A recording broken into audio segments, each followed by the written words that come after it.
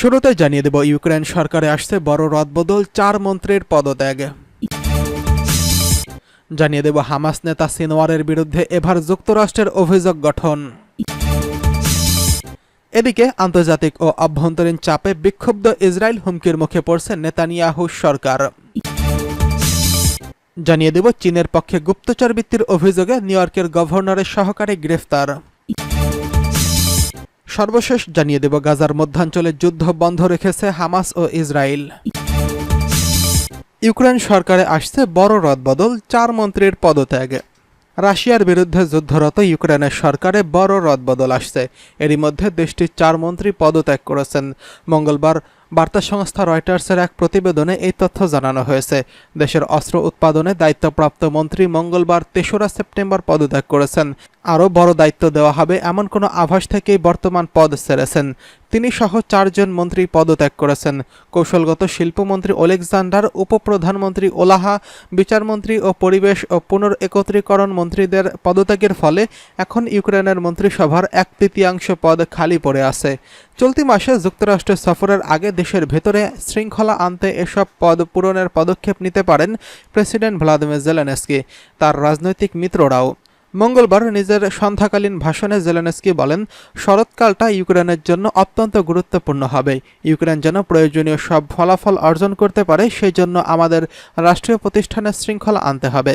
এই জন্য আমাদের অবশ্যই সরকারের কিছু প্রতিষ্ঠানকে শক্তিশালী করতে হবে, আর কিছু রদবদলও করতে হবে।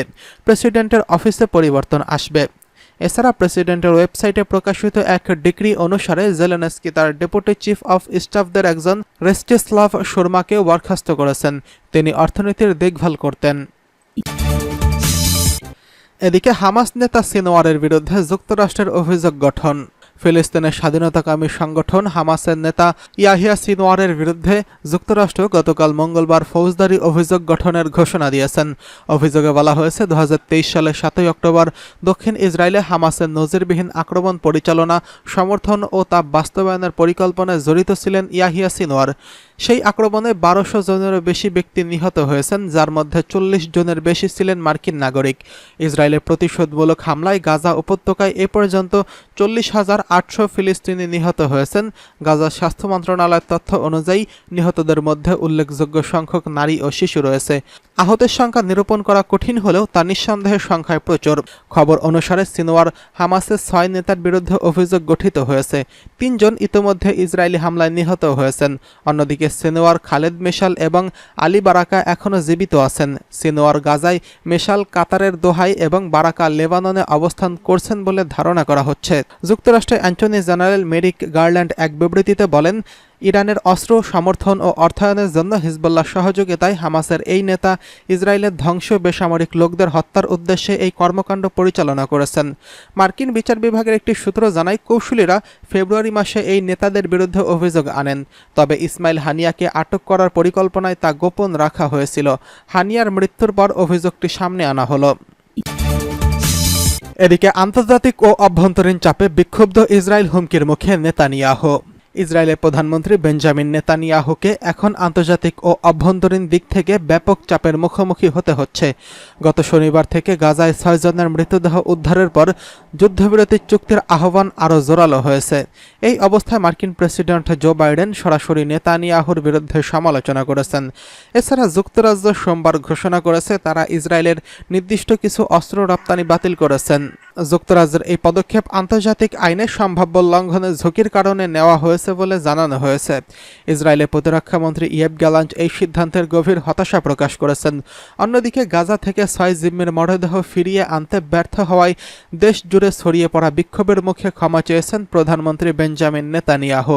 তিনি ইসরায়েলি জনগণের কাছে জিম্মিদের জীবিত অবস্থায় ফিরিয়ে আনার প্রতিশ্রুতি দিতে না পারায় দুঃখ প্রকাশ করেছেন। শনিবার দক্ষিণ গাজার রাফার এলাকায় একটি সুড়ঙ্গ থেকে 6 জিম্মির মরদেহ উদ্ধার করে ইসরায়েলি সেনাবাহিনী। এদের মধ্যে একজন যুক্তরাষ্ট্রের দ্বৈত নাগরিক ছিলেন। এই ঘটনায় ইসরায়েল জুড়ে ব্যাপক বিক্ষোভের জন্ম দেয়।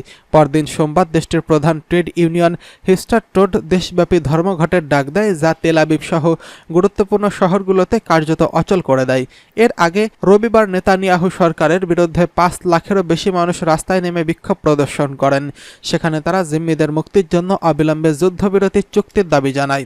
গাজা ভিত্তিক স্বাধীনতাকামী সংগঠন হামাস সতর্ক করে বলেছে যে যুদ্ধবিরতি না হলে আরও জিম্মি প্রাণ হারাবেন। গত বছরের 7 অক্টোবর হামাস ইসরায়েলে হামলা চালিয়ে 251 জনকে জিম্মি করে গাজায় নিয়ে যায়। এর মধ্যে বেশ কয়েকজন জীবিত ও মৃত অবস্থায় ফেরত আনা সম্ভব হলেও এখনও হামাসের হাতে 97 জন জিম্মি রয়ে গেছেন এবং মোট 33 জন জিম্মির মৃত্যু হয়েছে। নেতানিয়াহু সোমবার ঘোষণা দেয়, জিম্মিদের হত্যার ঘটনায় হামাসকে চড়া মূল্য দিতে হবে এবং গাজায় যুদ্ধবিরতির আলোচনায় তিনি কোনো ছাড় দেবেন না। তিনি আরও ঘোষণা করে বলেন, গাজা মিশর সীমান্তে ইসরায়েলের গুরুত্বপূর্ণ ফিলাডেলফি করিডর নিয়ন্ত্রণে ইসরায়েলের হাতে থাকবে। তবে নেতানিয়াহু সমালোচকরা বলেছেন, তিনি কেবলমাত্র ক্ষমতা ধরে রাখার উদ্দেশ্যে যুদ্ধের মেয়াদ দীর্ঘায়িত করছেন, যা ইসরায়েলি জনগণের নিরাপত্তার হুমকির মুখে ফেলছে। এদিকে চীনের পক্ষে গুপ্তচর বৃত্তির অভিযোগে নিউ ইয়র্কের গভর্নরের সহকারী গ্রেফতার। চীনের পক্ষে গুপ্তচর বৃত্তির অভিযোগে গ্রেফতার হয়েছেন নিউ ইয়র্কের গভর্নর ক্যাথি হোচেলুক সহকারী লিন্ডা সান। তার স্বামী স্টিফান হুকেও গ্রেফতার করা হয়েছে। মঙ্গলবার স্থানীয় সময় সকালে তাদের গ্রেফতার করা হয়েছে বলে এক বিবৃতিতে নিশ্চিত করেছে যুক্তরাষ্ট্রের কেন্দ্রীয় তদন্ত সংস্থা ফেডারেল ব্যুরো অফ ইনভেস্টিগেশন। বিবৃতিতে বলা হয়েছে, নিউ ইয়র্ক রাজ্য প্রশাসনের কর্মরত লিন্ডা সান চীনের গোপন এজেন্ট হিসেবে কাজ করে আসছিলেন। এর মাধ্যমে তিনি তার স্বামীসহ ক্রিস্টোফার হু $40 লাখ উপার্জন করেছেন। 2021 সালে নিজের নেতৃত্বাধীন প্রশাসনের ডেপুটি চিফ অফ স্টাফ পদে লিন্ডা সানকে নিয়োগ দেন নিউ ইয়র্কের বর্তমান গভর্নর ক্যাথি হোলুস। এর আগে ক্যাথির পূর্বসূরি গভর্নর অ্যান্ড্রু কুয়েমোর আমলেও এই একই পদে ছিলেন তিনি। এফবিআই এর অভিযোগ, সানের বিরুদ্ধে চীনের সঙ্গে বছরের পর বছর ধরে সক্রিয় গোপন সম্পর্ক রক্ষা, ভিসা জালিয়াতি, তথ্য ও অর্থ পাচারের অভিযোগ আনা হয়েছে। আর তার স্বামী হুর বিরুদ্ধে আনা হয়েছে শুধু অর্থ পাচারের অভিযোগ। অভিযোগে বলা হয়েছে, যুক্তরাষ্ট্র সফর এবং নিউ ইয়র্ক রাজ্য প্রশাসনের কর্মকর্তাদের সঙ্গে বৈঠকের আমন্ত্রণ জানিয়ে চীনের উচ্চপদস্থ কর্মকর্তাদের একাধিকবার চিঠি দিয়েছেন লিন্ডা সান। এমনকি নিউ ইয়র্কের অঙ্গরাজ্যে বিভিন্ন সরকারি নথিও তিনি যথাযথ কর্তৃপক্ষের অনুমতি না নিয়ে চীনে পাচার করেছেন। তাইওয়ানের প্রতি বৈরী ছিলেন লিন্ডা। বিভিন্ন কৌশল অবলম্বন করে তাইওয়ানের কর্মকর্তারা যেন নিউ ইয়র্ক রাজ্য প্রশাসনের কর্মকর্তাদের সঙ্গে তাইওয়ানের কর্মকর্তাদের সাক্ষাৎ বা বৈঠক তিনি ঠেকিয়ে রাখতেন বলে অভিযোগ এসেছে। এদিকে গাজার মধ্যাঞ্চলে যুদ্ধ বন্ধ রেখেছে হামাস ও ইসরায়েল। শিশুদের পোলিও টিকা দেওয়ার কার্যক্রম চলায় গাজার মধ্যাঞ্চলে হামলা পাল্টা হামলার ঘটনা বন্ধ রাখছে ফিলিস্তিনের সশস্ত্র গোষ্ঠী হামাস ও দখলদার ইসরায়েল। গত 25 বছরের মধ্যে প্রথমবারের মতো গাজায় পোলিও আক্রান্ত শিশু শনাক্ত হওয়ার পর সেখানে পোলিও টিকা কর্মসূচি চালাতে অনুরোধ জানায় জাতিসংঘ। জাতিসংঘের মহাসচিব অ্যান্তোনিও গুতেরেস হামলা বন্ধ রাখার বিষয়ে আজ এক বিবৃতি দিয়েছেন। তিনি বলেছেন, গাজার মধ্যাঞ্চলে হামলা বন্ধ একটি আশার বাতি এবং ভয়াবহতার মধ্যে মানবতা। যদি তারা শিশুদের মরণ ব্যাধি ভাইরাস থেকে সুরক্ষা দিতে পারে, তাহলে তারা অবশ্যই শিশুদের যুদ্ধের ভয়াবহতা থেকেও রক্ষা করতে পারবেন। গত বছরের 7 অক্টোবর হামাস ও ইসরায়েলের মধ্যে যুদ্ধ শুরু হয়। এই যুদ্ধে এখন পর্যন্ত প্রায় 41,000 ফিলিস্তিনি নিহত হয়েছেন। তা সত্ত্বেও গাজায় হামলা বন্ধ করছে না দখলদার ইসরায়েল। ইসরায়েলি হামলায় গাজায় এখন পর্যন্ত যত মানুষের মৃত্যু হয়েছে তাদের বেশিরভাগই নারী ও শিশু। মৃতের সংখ্যা